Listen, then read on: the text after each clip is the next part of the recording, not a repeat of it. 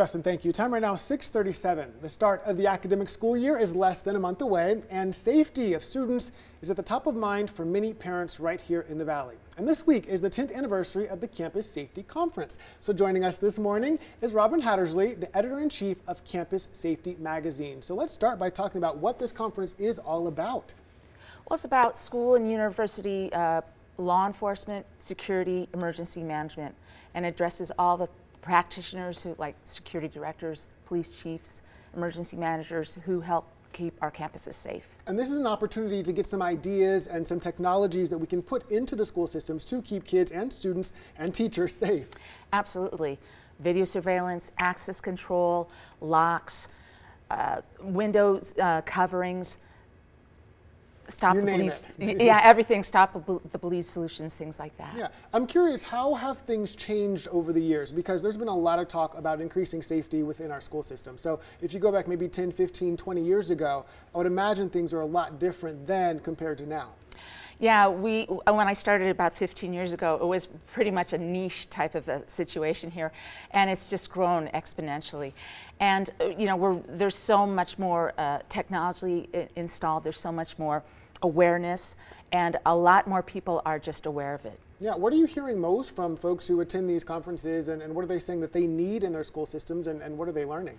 We're hearing a lot about access control, locks on classroom doors, locks on perimeter doors, and they just want to really be able to lock down their campuses, because that not only addresses like the active shooter threats, which everybody hears about, but it addresses a lot of other things that are actually much more likely to take place, like vandalism and robbery, things like that. Yeah, so I understand it's a 2.5-day conference. Yes. Give me the rundown on what all folks can expect. Well, you know, there's a lot of security technology being exhibited there, but there's a lot of training for schools and universities, institutions of higher education, training schools, so they can like share information and network with their peers as well as other practitioners. And we also have a lot of superintendents, top administrators, risk managers, and they all, you know, get together to share ideas so they can learn from each other. And that's so important, to be able to share what works, what doesn't work, and how we can all keep our kids and our teachers safe.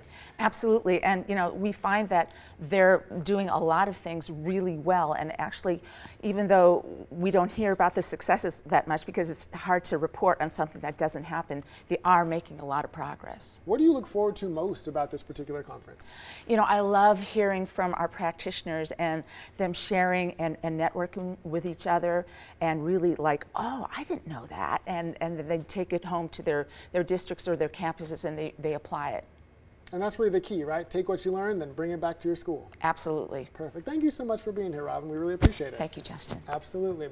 Well, still to come, the CDC says nearly everyone will be infected with HPV at some point in their lives. And health experts warn not many people may even know of their risks. Coming up, what you should know about HPV and how it can lead to cancer. Stay with us.